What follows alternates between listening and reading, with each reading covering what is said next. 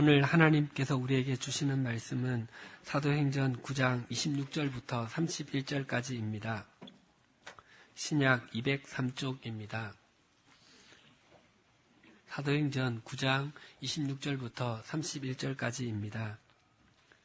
제가 봉독하겠습니다.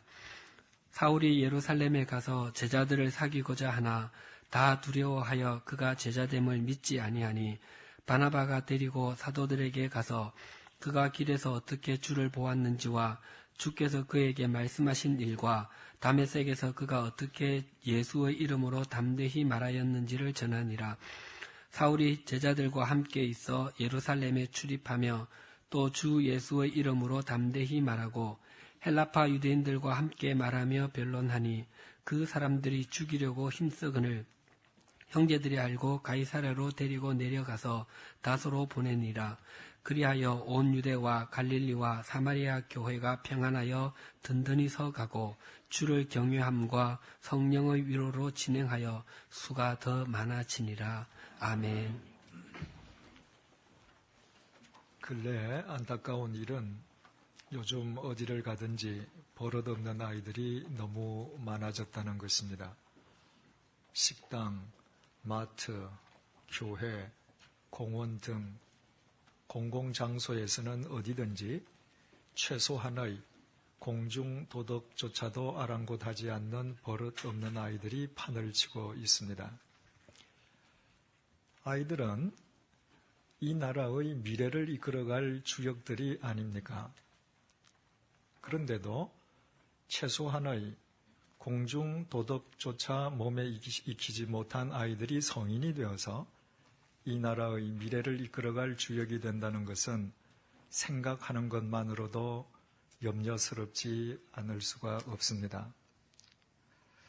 자기만을 아는 사람들이 자기만을 위해 사느라 서로 가해자인 동시에 피해자가 될 터인데 그때 이 사회의 혼란이 얼마나 가중되겠습니까?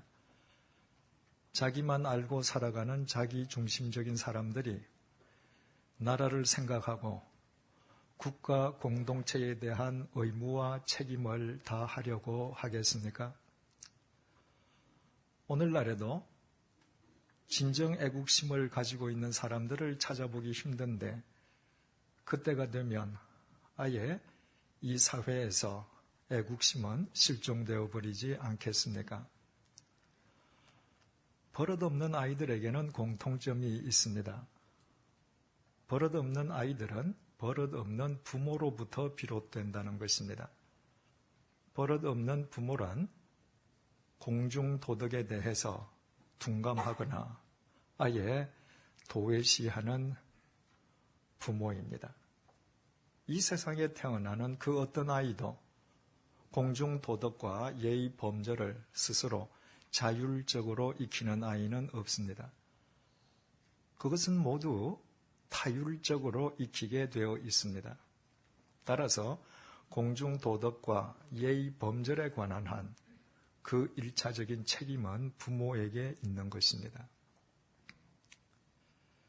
따라서 버릇없는 아이들의 잘못은 아이들의 잘못이 아니라 자기 아이를 버릇없이 키우는 버릇없는 부모의 잘못이 되는 것입니다. 부모가 자기 자식을 버릇없이 키운다고 하는 것은 자기 자식에게 이 세상 그 무엇도, 그 누구도 두려워하지 않는 사람이 되게끔 자식을 내버려 두는 것을 의미합니다. 그러나 하나님께서는 지혜의 책인 잠언서를 통해서 우리에게 이렇게 말씀하고 계십니다. 잠언서 24장 24절 말씀입니다. 매를 아끼지 않는 자는 그의 자식을 미워함이라. 자식을 사랑하는 자는 근실히 징계하느니라. 또 잠언서 22장 15절을 통해서 이렇게 말씀하십니다. 아이의 마음에는 미련한 것이 얽혀서나 징계하는 채찍이 이를 멀리 쫓아내느리라. 잠언서 29장 15절을 통해서도 이렇게 말씀하셨습니다. 채찍과 꾸지람이 지혜를 주거늘 임의로 행하게 버려둔 자식은 어미를 욕되게 하느니라. 이것은 옛 서당 훈장의 말이 아닙니다. 오늘날 학교 도덕 교사의 주장인 것도 아닙니다. 사랑이신 하나님의 말씀입니다. 그런데 왜 사랑이신 하나님께서 이 세상의 부모에게 자기 자식을, 그것도 어린 자식을 매와 징계로 교육할 것을 명령하시겠습니까? 어린아이에게 매와 징계는 두려움의 대상입니다. 따라서 하나님께서 어린아이를 매와 징계로 교육시키라고 하시는 것은 어린아이를 미워하라는 말씀이 아니라 어린아이들의 심령 속에 두려워해야 할 것을 두려워하고 두려워해야 할 사람을 두려워하는 마음을 각인시켜 주라는 것입니다. 그러므로 부모가 자기 자식을 버릇없이 키우는 버릇없는 부모는 결국 그 자신이 이 세상에서 그 무엇도 그 누구도 두려워하지 않는 사람임을 의미합니다. 그러다가 자신이 두려워하지 않았던 법의 심판에 의해서 자신이 두려워해야 함에도 불구하고 두려워하지 않았던 사람에 의해서 한순간에 그 인생이 몰락하는 사람의 경우를 우리는 우리 주위에서 너무나도 자주 목격하고 있습니다. 공중도덕 혹은 예의범절이라고 하는 것은 한마디로 표현해서 두려워할 것을 두려워하고 두려워해야 할 사람을 두려워하는 사회적인 합의입니다. 이 사회적인 합의가 존중되는 사회가 바른 사회요, 견고한 사회요, 질서 있는 사회임은 두말할 나위가 없습니다. 신앙도 이와 똑같습니다. 믿음은 두려워할 것을 두려워하고 두려워해야 할 분을 두려워하는 것입니다. 신앙인이 두려워해야 할 분은 두말할 것도 없이 하나님이시요. 두려워해야 할 것은 하나님의 계명입니다. 오늘날 교회가 세상으로부터 비판과 지탄과 조소의 대상으로 전락한 것은 비단 어제 오늘의 일이 아닙니다. 만약 이 땅의 교회를 이루고 있는 그리스도인들이 바로 우리 자신들이 정녕 하나님을 두려워하고 하나님의 계명을 두려워하면서 살아왔다 할지라도 오늘날처럼 교회가 타락하고 부패했겠습니까?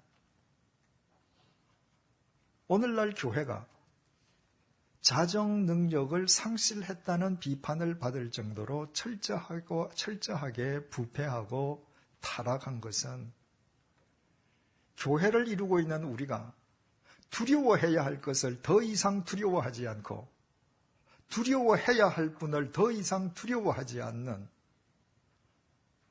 버릇없는 그리스도인이 되었기 때문입니다. 사람을 두려워하지 않는 버릇없는 아이들이 임자를 만나서 반드시 큰 코를 다치게 되듯이 하나님을 두려워할 줄 모르는 버릇없는 그리스도인들로 구성된 이 땅의 교회가 세상으로부터 문매를 맞고 있는 것은 우리 자신들이 초래한 당연한 결과가 아니겠습니까? 그렇다면 이처럼 지탄의 대상이 되어 무너져버린 이 땅의 교회를 어떻게 새롭게 세울 수 있으며 회복시킬 수 있겠습니까?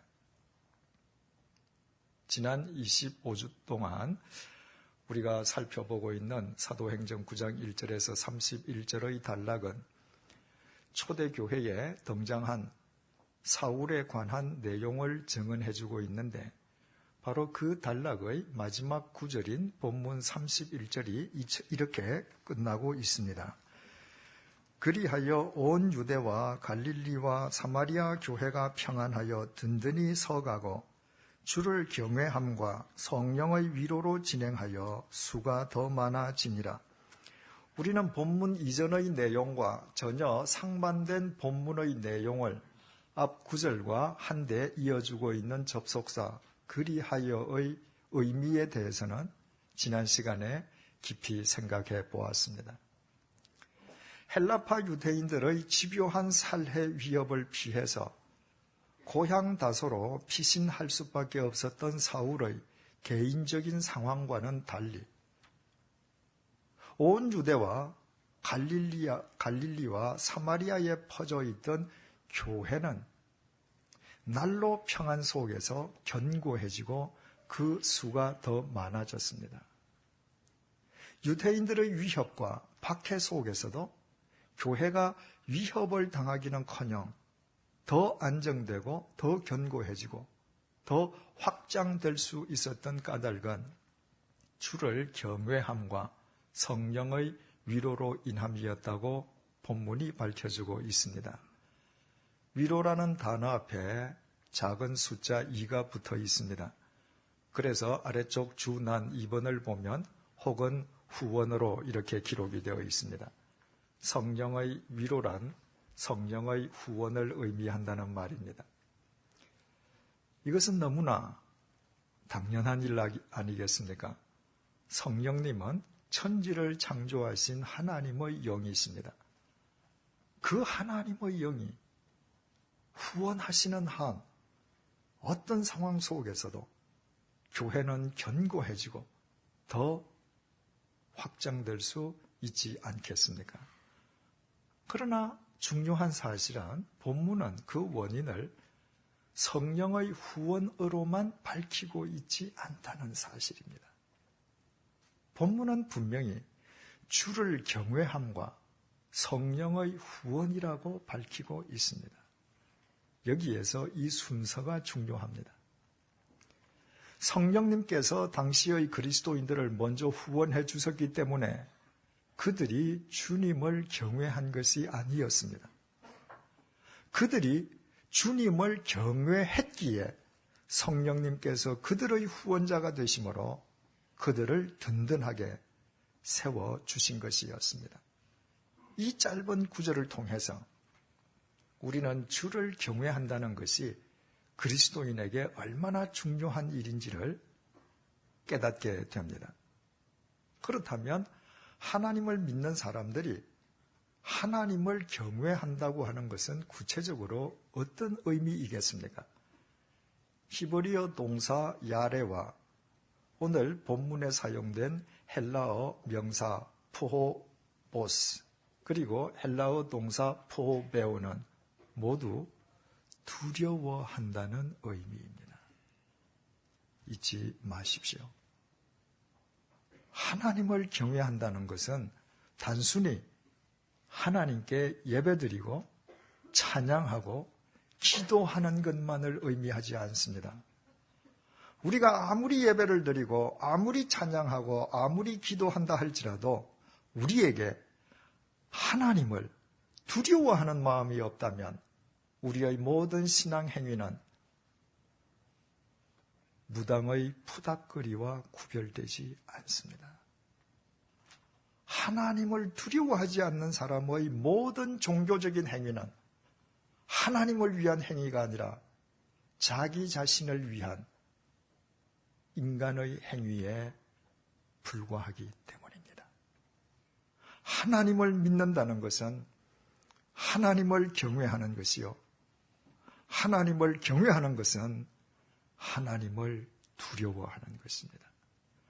창세기에서부터 요한계시록에 이르기까지 하나님을 경외하라고 번역된 모든 말의 의미는 하나님을 두려워하라는 의미요. 성경에 기록된 하나님을 두려워하라는 모든 단어는 하나님을 경외하라는 의미입니다.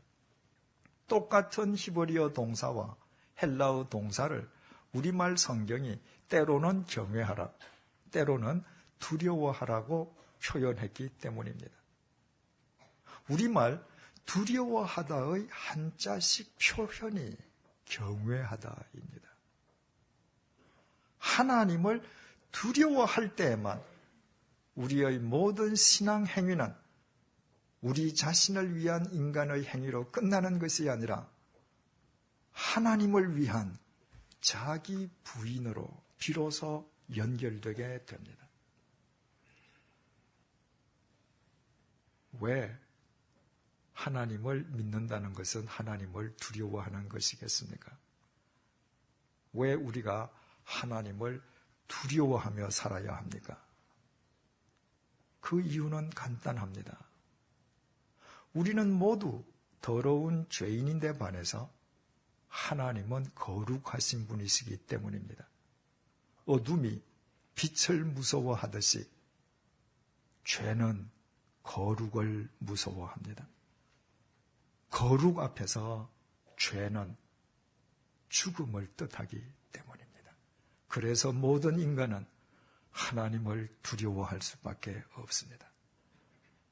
범죄한 자신을 찾아오신 하나님 앞에서 아담도, 시내산에서 하나님을 만났던 모세도, 성전에서 하나님의 음성을 들었던 이사야도 모두 약속이라도 한 것처럼 한결같이 두려워했던 이유가 바로 여기에 있습니다.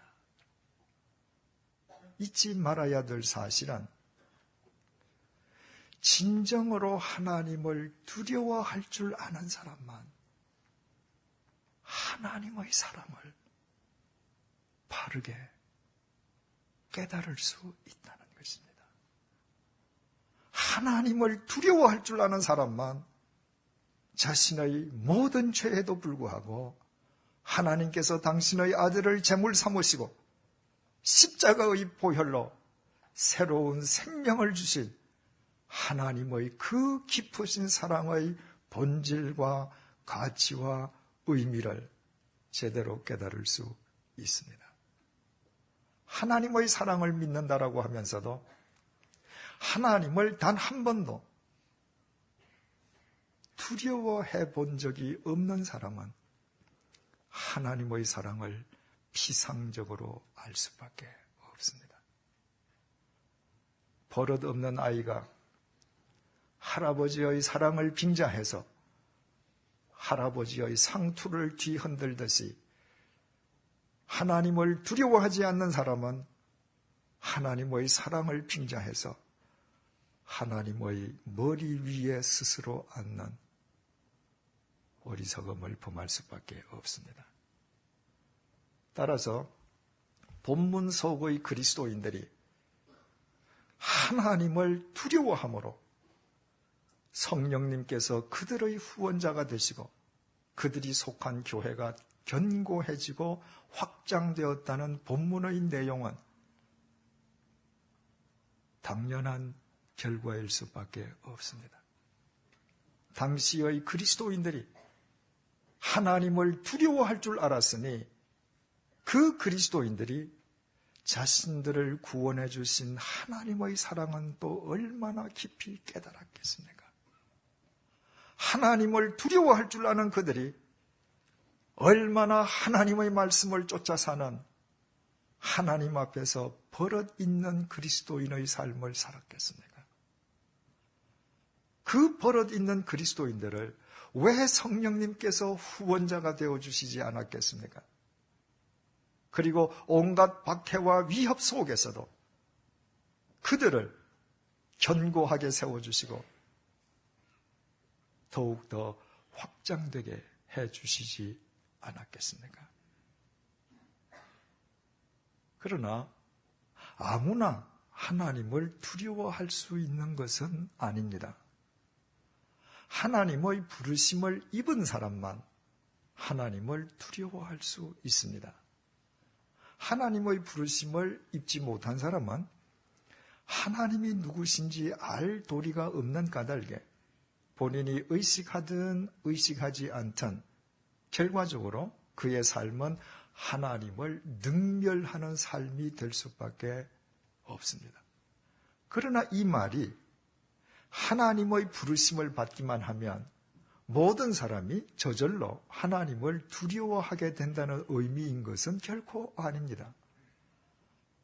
가롯 유다는 분명히 그리스도 안에서 하나님의 부르심을 입었지만 삼위일체 하나님을 두려워하기는커녕 오히려 그 하나님을 배반하는 어리석은 인간이 되고 말았습니다.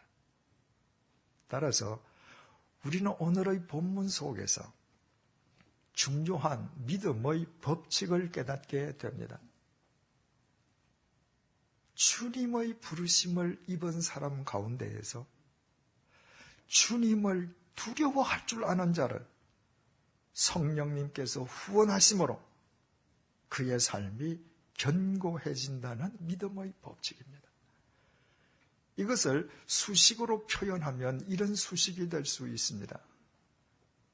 하나님의 부르심 플러스 성도의 하나님을 경외함 플러스 성령님의 후원 이퀄 견고함과 확장. 그리고 우리는 왜 사울의 등장을 증언해주는 사도행전 9장 1절에서 31절까지의 단락의 마지막 구절이 주를 경외함을 강조하는 본문 31절로 끝나고 있는지 그 이유도 알게 됩니다. 사울은 본래 자기 신념을 위해 살던 사람이었습니다. 사울은 자기 신념을 위해서는 이 세상 그 무엇도 그 누구도 두려워하지 않던 사람입니다. 오직 오죽하면 성자 하나님이신 예수 그리스도를 부정하고 주님의 몸된 교회를 잔멸하는데 앞장까지 선 삶을 살았겠습니까? 그 사울이 다메섹 도상에서 주님의 부르심을 입었습니다. 그때 사울은 주께서 부르시나 보다 그 부르심을 가볍게 대응하고 그냥 지나친 것이 아니었습니다. 사울이 그 순간에 얼마나 두려워했던지 그는 주님의 부르심을 입는 즉각 땅바닥에 꼬꾸라지고 말았습니다. 전혀 두려움을 느끼지 않던 사람이 두려움을 느끼게 되었다는 것은 하나님의 부르심 속에서 사울 자신이 비로소 죽을 수밖에 없는 죄인임을 절감했음을 의미합니다. 하지만 사울의 두려움은 그날 그 현장에서 그것으로 끝나버린 것이 아니었습니다. 그 이후에 사울은 고린도후서 7장 1절을 통해서 우리에게 이렇게 권면하고 있습니다.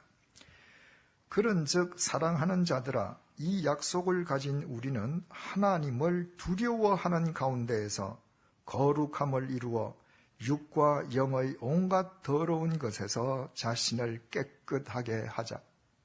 무슨 말입니까? 오직 하나님을 두려워할 줄 아는 사람만 영육간에 자기 자신을 깨끗하게 하면서 거룩한 삶을 추구할 수 있다는 것입니다. 그렇지 않습니까?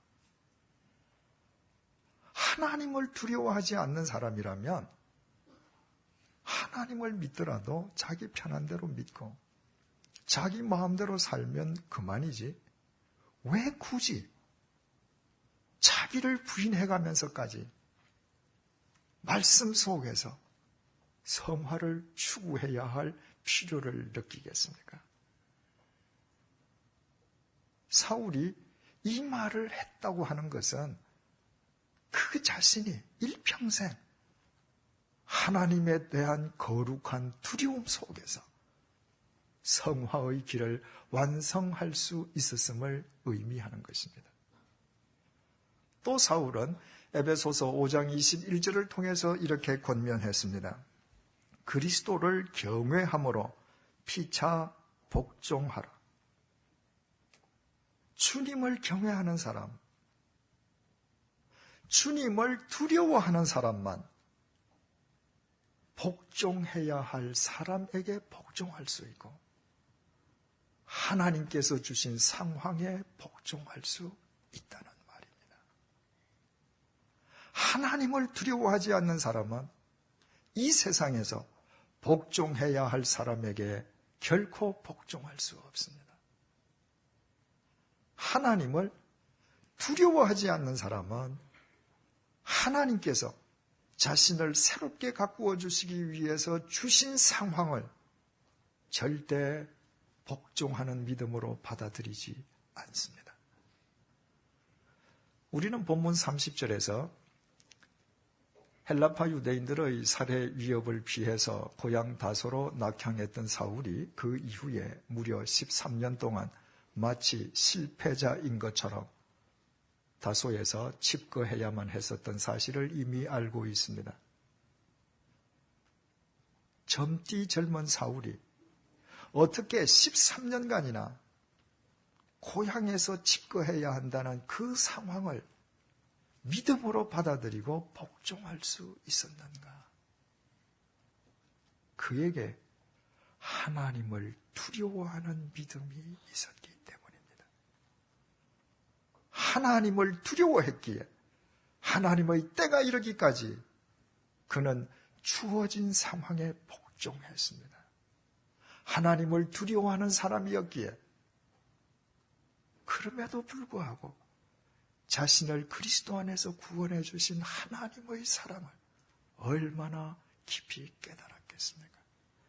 하나님을 두려워했기에 하나님의 그 사랑 속에서 얼마나 하나님의 말씀을 쫓아 사는 버릇 있는 그리스도인으로 변모해 갔겠습니까?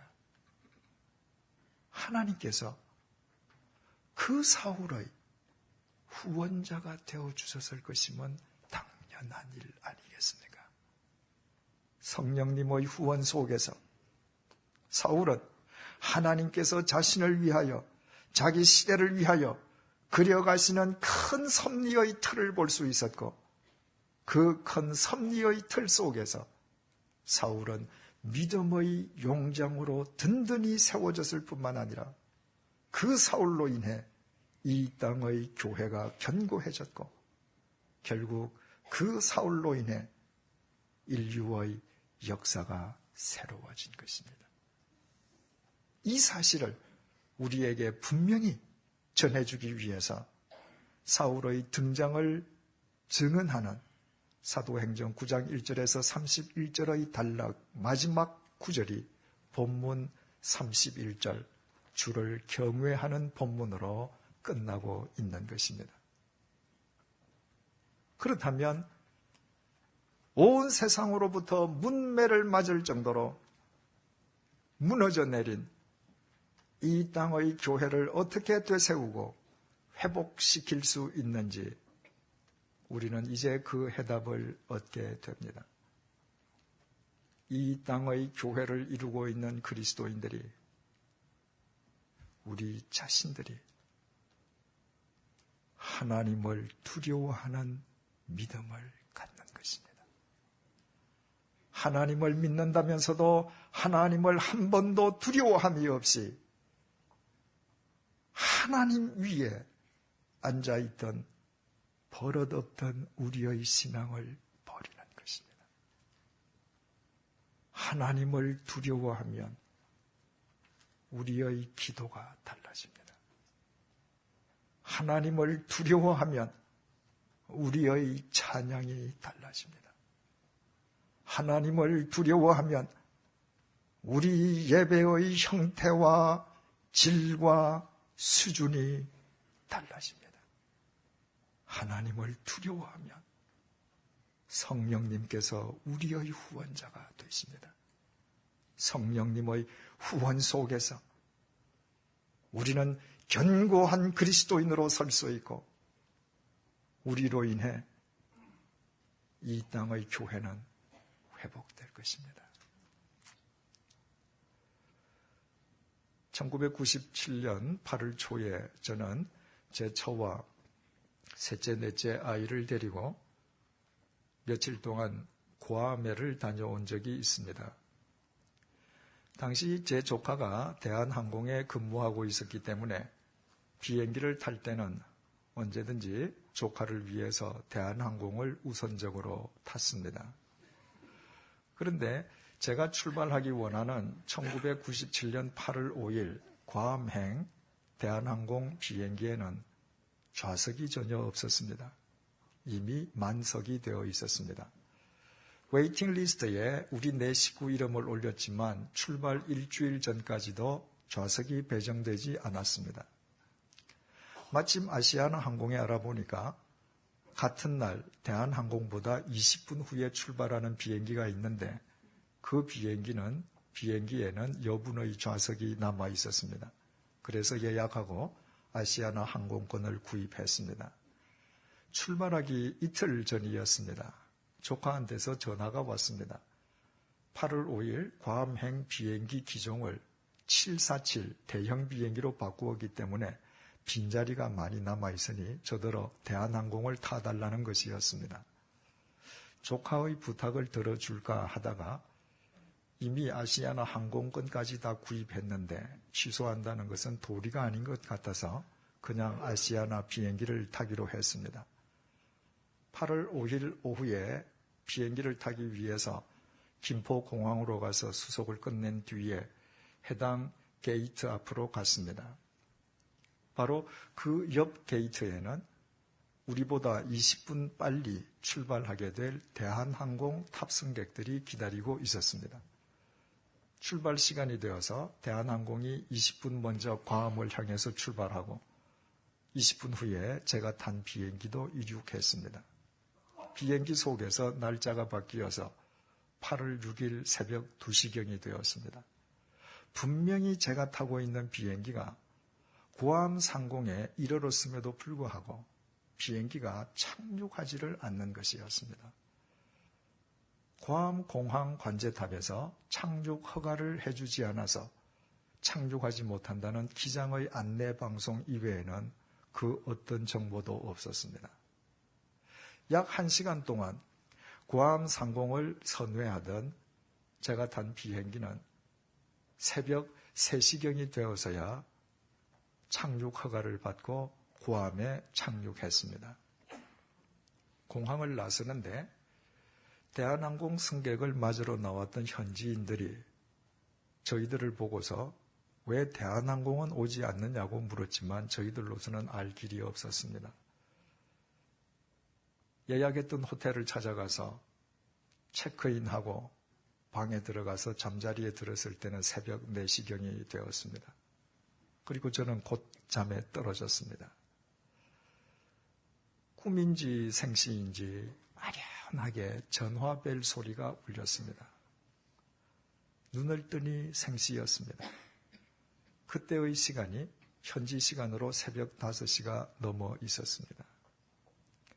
수화기를 들자 당시 제가 섬기던 교회의 한 교우님의 음성이 다급하게 울렸습니다. 목사님, 살아계시죠? 저는 그 질문이 무슨 영문인지를 알 수가 없었습니다. 목사님, 그 집사님이 전화를 통해서 설명을 해 주었습니다. 그날 새벽에 새벽 기도회에 참여하기 위해서 자동차를 타고 가던 교우님들이 라디오 뉴스를 통해서 불과 몇 시간 전에 대한항공이 괌에 추락했다는 뉴스를 듣게 되었습니다. 새벽 기도회에 모인 교우님들이 모두 다 깜짝 놀랐습니다. 제가 평소에 대한항공을 우선적으로 타는 것을 알기 때문에 저 역시 그 비행기에 있으리라고 여겼기 때문입니다. 교우님들이 수소문 끝에 제가 괌에 예약한 호텔 전화번호를 안 뒤에 호텔 프론트에 전화해서 제가 체크인했다는 사실을 확인하고 제 방으로 전화를 한 것이었습니다. 그러고 보니 제가 탔던 아시아나 비행기가 괌 상공에 이르러서도 왜 1시간 동안 착륙 허가를 받지 못했는지 그제야 그 영문을 알 수 있었습니다. 괌 상공에 나타났던 대한항공 비행기가 갑자기 레이더에서 사라져버렸기 때문에 그 비행기의 위치가 확인되기 전까지는 새 비행기의 이륙 허가를 줄 수 없었던 것입니다. 제가 살아있다는 것을 확인하고 안도의 숨을 내쉬는 교우님의 목소리를 뒤로하고 수화기를 내려놓았을 때 저는 마치 절해 고도에 홀로 떨어진 것 같았습니다. 그리고 제 앞에서 저를 응시하고 계시는 하나님의 존재를 그때보다 더 강렬하게 느낀 적이 없습니다. 동시에 이루 말할 수 없는 두려움이 저를 엄습했습니다. 평소대로 대한항공 비행기를 탔더라면 나 역시도 오늘 새벽에 죽었을지도 모른다는 저를 스쳐 지나간 죽음에 대한 두려움이 결코 아니었습니다. 그날 그 사고 현장에서 돌아가신 분들 가운데에 예수님을 믿던 분들은 그날 모두 하나님 나라에 입성하지 않았습니까? 그런데 나는 그 대열에서 제외되었다는 두려움이었습니다. 내가 얼마나 하나님 나라의 무자격자였으면 제외되었는가? 그 두려움이 제 뼛속까지 사무치도록 저를 사로잡았습니다. 그와 동시에 시간이 흘러가면서 그 두려움은 저를 향한 하나님의 깊은 사랑에 대한 깨달음으로 이어져 갔습니다. 하나님 나라의 무자격자이긴 하지만 그러나 버리지 아니하시고 하나님 나라의 유자격자가 될 수 있게끔 한 번의 기회를 더 주시는 하나님의 사랑에 대한 깨달음이었습니다. 물론 저는 그 이전에도 하나님의 사랑을 알고 있었습니다. 1984년 8월 2일 새벽 2시 제 인생의 방향이 새로워지게 된 것은 하나님의 사랑으로 인함이었습니다. 그 이후부터 제 나름대로는 하나님의 사랑에 응답하는 삶을 산다고 여겨왔습니다. 그러나 그것은 하나님에 대한 두려움이 철저하게 배제된 사랑이었습니다.